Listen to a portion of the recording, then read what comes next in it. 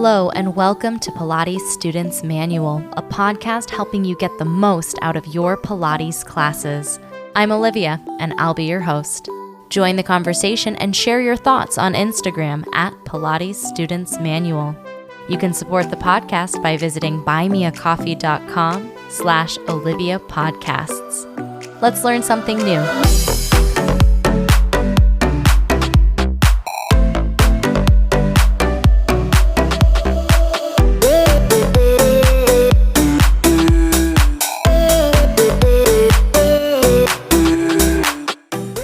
Hello, everybody. Welcome back to the podcast. It is officially March, and in the Pilates community, we celebrate March Madness. So all month long on Instagram, we will be honoring the classical 34 mat Pilates exercises. I am aware that there are only 31 days in March. Some days get a double up on exercises, but it's a really fun time. I'm not doing it on Pilates Students Manual's Instagram, but I am doing it on my personal one, at Olivia Bioni Wellness.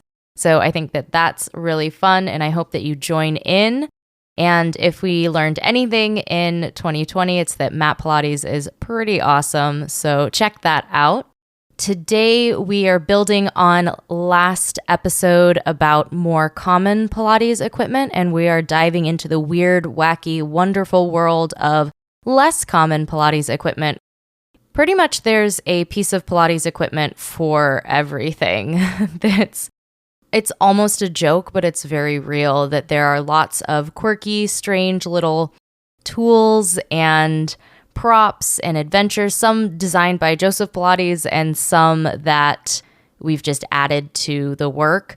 I'm going to be focusing on more of Joe's equipment today, but we know from previous episodes talking about props and talking about, fusion forms of exercise that you can really use lots of pieces of equipment with Pilates. So the pieces that we're going to be talking about today are the spine corrector, the foot corrector, the toe corrector. I know, so much correcting going on.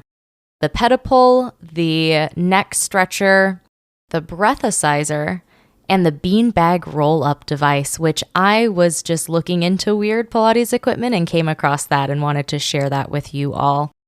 The first few pieces of equipment that I'll be talking about, I have actually played on. I can testify that they are real things that you can play with. I haven't played with the neck stretcher, breathalyzer, or the beanbag roll-up device, but they seem pretty legit. But I'll be sharing about that. And just to reiterate, the Pilates equipment, again, I joke how weird it is and how wacky it is, which it is, but it exists to give us feedback to kind of fill a need that we have that we can't do with our own body weight, or even in some cases with the bigger pieces of equipment like the reformer or the tower. A lot of these pieces of equipment are focusing on very small body parts. Not the spine corrector, not the pedipole, but generally some of these pieces are really about fine-tuning these really small muscles in our hand or in our foot or in our arch and our toes. So diving right into the corrector bit, the spine corrector kind of looks like uneven humps of a camel. And one of the humps is a little bit wider and the other hump is a little bit smaller. And the space between the humps is called the well. And you can sit there very nicely and kind of lie back over the wider of the camel humps. It's a really nice little device. Spine corrector, there's also, you might have seen in a studio, the Arc. It's a very similar adventure. It's a little bit lighter. The spine corrector is like wood and leather camel humps, and the Arc can be in like foam, which is much lighter for sure. And it's nice when you're lying on it, as I described. It puts your thoracic spine into extension. So you're doing a back bend instead of a rounding shape, which is really nice. Some of the arcs have little spots for the shoulder blocks. So you can actually put the arc on top of the reformer, and that is a party. I really like to end class on the arc because a lot of Pilates exercises, especially as we're going through the classical repertoire right now for March Madness, there's a lot of spinal flexion happening, and spinal flexion is great, but it's not the only way that our spine moves. So being able to explore that extension is nice. And of course, you can lie on the spine corrector, but you can also sit on the spine corrector and sit on your side and lie on your stomach. It's a really fun piece of equipment that gives you nice feedback for when you're doing things like rolling up or rolling down. Because it has that curve, it does give you a little bit of different feedback, which is really nice. And a lot of clients one year got arcs for Christmas. And I can also attest that cats love to sit in the well as well. So that's kind of fun. The foot corrector kind of is like a rounded stirrup. So if you think of like riding a horse and like what you're putting your foot in, it is similar to that, but it's like a little metal arc. And usually your heel rests on the ground and then you're putting your foot on top of that little metal arc. And it has a spring resistance, so you're trying to press the arc towards the ground. So your foot's like your toes are higher than your heel, and then you're trying to really press down through the ball of the foot. And then you do it in different foot positions. You do it on the arch, you do it on the heel as well with the ball of the foot down and the heel higher. It's a really cool little device to help you articulate at the foot. And if we're thinking about the people that Joseph Pilates was working with, he was working with a lot of dancers, and Joseph Pilates was an inventor. He invented lots of pieces of equipment, and necessity is the mother of invention. So he's working with these dancers who need to be very articulate at their feet. And so he pretty much created devices that help to strengthen and articulate the intrinsic muscles of the foot. So that foot corrector is a little bit of a trip. You'd think that it's going to be easier to lift and lower that little metal spring set arc, but it's quite challenging, and especially to press down in a totally centered way without, pressing more into one side or the other side or more forward and back. It's one of those, again, little devices that is quite challenging to play with well. The toe corrector, also known as Joe's toe gizmo, which I think we should keep that name instead. Correcting sounds like really aggressive, but I'll keep Joe's toe gizmo. And it's very similar to the foot corrector, except it is working the muscles of your toes. So instead of that metal arc, it's actually two loops that are attached by a spring. And there's like a frame that kind of goes around it, like a diamond frame that also attaches to the loop. But pretty much you can pull the loops apart by extending the spring, and then the spring will pull those loops back together, right? And so you loop one of the loops around your toe, and you can do it on all of your toes. And then you can hold the other loop with your hand, and the spring will lift your toe like off of the ground, and then you want to press your toe back to the ground. So those muscles are all, very small muscles that are leading into our arch of our foot. And the toe corrector helps you to strengthen and also isolate moving each of your toes individually. You can do some other exercises where you loop it around both of your big toes, and then you can do some movements and some pivots there as well. But I really like it.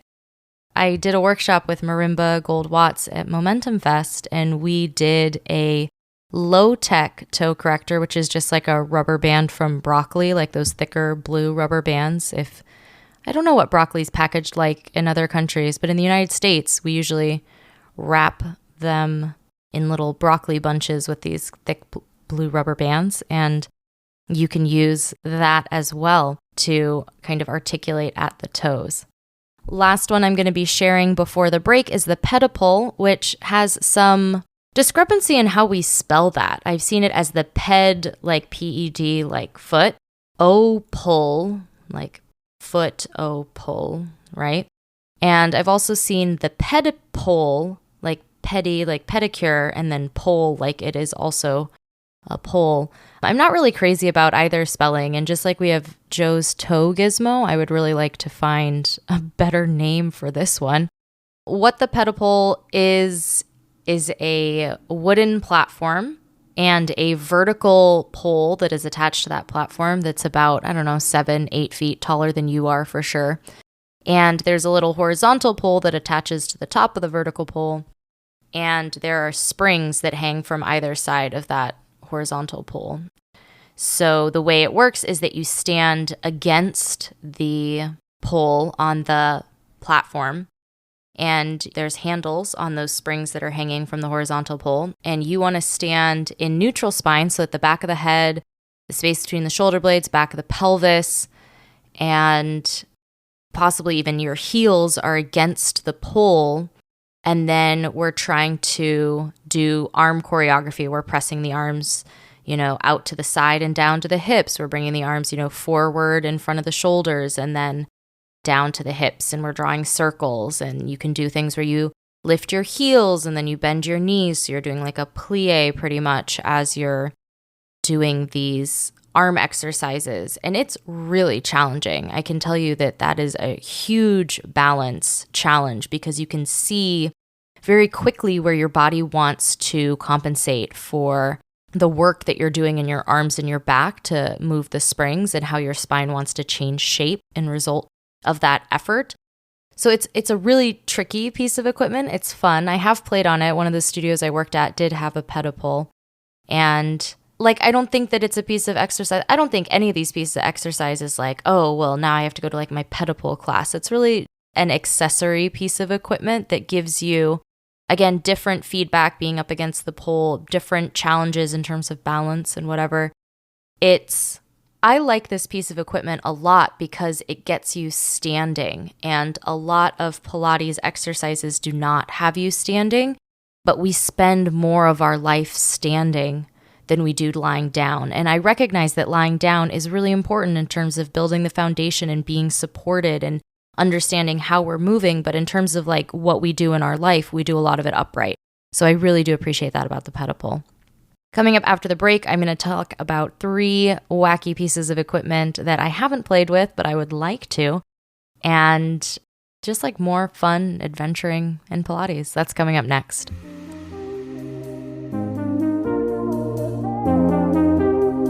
Hi there. Enjoying the podcast? Me too. Make sure you subscribe wherever you're listening so you get notified about new episodes. And visit buymeacoffee.com/Olivia Podcasts to support the show. There you can make a one-time donation or become a member with a donation of as little as $5 a month. Members get some awesome perks, including a shout out in the next episode, a monthly newsletter, a monthly Zoom call with me, and more. You can also visit links.oliviabioni.com/affiliates and check out some sweet deals on products I use and love. Now back to the show.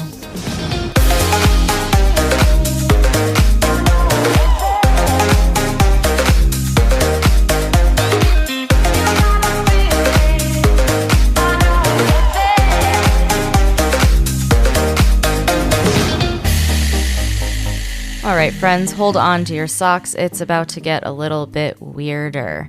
So these next pieces of equipment are, highly specialized and wonderful. This one I actually saw on Instagram because one of the accounts I follow, Size Diverse Pilates, had gotten one. And I was like, what the heck is that? It's called the neck stretcher. And it's very similar to the toe corrector or the Joe's toe gizmo in that it's a spring and it has a hook on one end of the spring and then a really big loop on the other end of the spring.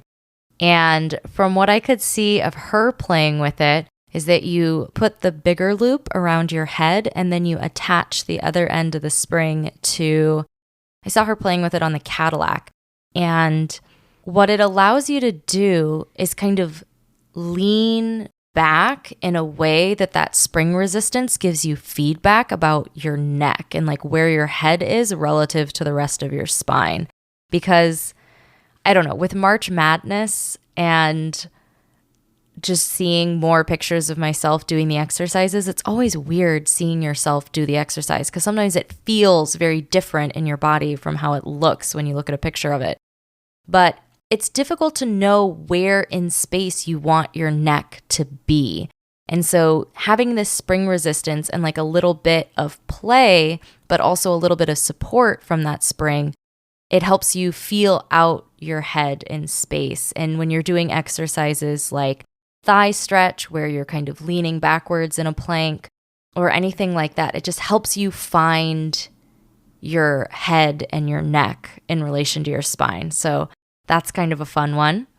The beanbag roll-up device I had never heard of, and I was on Gratz's website. Gratz is a Pilates equipment company that really specializes in like the classical reformer. It's like the leather straps, the wooden handles, the like very firm reformer carriage, and like very unforgiving foot bar. I don't know. It is not very cushioned. You can have a cushion on it, but it's pretty stern equipment. But it's like the classical Pilates equipment. And I was looking at their accessories. And so this beanbag roll-up device is literally a wooden dowel attached by string to a beanbag that's like filled with sand or rice or something. And it's this action of rolling the rope onto the dowel to like bring the beanbag up and then unrolling it slowly, with your hands to lower the beanbag down. And it's a hand strengthener, a forearm, a wrist strengthener. And it's like a very precise movement, rolling this little dowel rod with this like weighted beanbag at the end of that rope. So I think that that's kind of a fun way to build hand strength. And this last one, it reminds me of, I don't know if you've ever been tested for asthma, or I just have a memory as a child of blowing into a tube and I was trying to like lift a ball or something. This is like way back in the memory banks. That's Olivia at like 9 or 10 years old. And so Joe has a version of that called the breath-acizer. And it's supposed to, help build the strength in your lungs and your diaphragm and like your breathing capacity.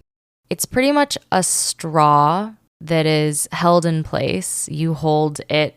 It's like similar to a pinwheel. It's like holding a pinwheel, and there's like a little metal pinwheel, but then there's like a little straw, and you blow through the straw not included. You have to provide your own.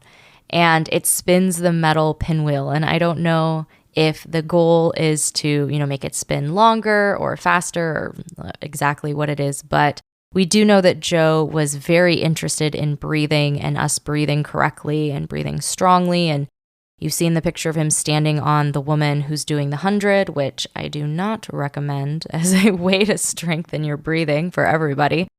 But just like a fun little device. It almost looks like a metal spur, again, from like cowboy boots. It looks like a spur, but it's a pinwheel and there's a straw and you blow on it. I don't know, man. It's wonderful. So these are very specialized pieces of equipment that you may not have seen ever before. As I'm saying, I hadn't until, the wild world of Instagram introduced me to them. But the same way my mom played violin and she had like a finger strengthener that was like a ball that had all these buttons that you could push down on that would be the same as your hand pressing on the springs. Like every person who does something as more than a hobby and wants to like really improve at it and get better at something, or in our case, a lot with movement to recover from injury or to get stronger or to either rehabilitate or retrain our muscles to work in a different way, that of course we're going to have this like really highly specialized equipment. So I hope that piqued your interest. I do recommend that you Google any ones that I didn't describe well, because they're pretty weird and there's not a lot of things that are like them for sure. I do want to say a big thank you to my supporters on Buy Me a Coffee, especially to our newest member, Christine. I really appreciate you joining the project and supporting it. So many good things coming up in March. We do have another Zoom chat, so if you're interested in chatting with a Pilates teacher, visit that Buy Me a Coffee page and make a donation and you will get the invite. Thank you so much, everybody, for listening, for tuning in. Have a great week, and I'll talk to you again soon.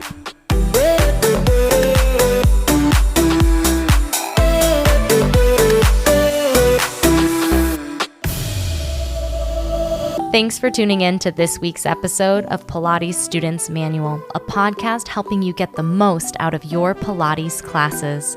Be sure to check out the podcast Instagram at Pilates Students Manual and subscribe wherever you're listening. Interested in teaching Pilates too? Check out Pilates Teacher's Manual, available everywhere you listen to podcasts. I hope to see you next episode. Until next time.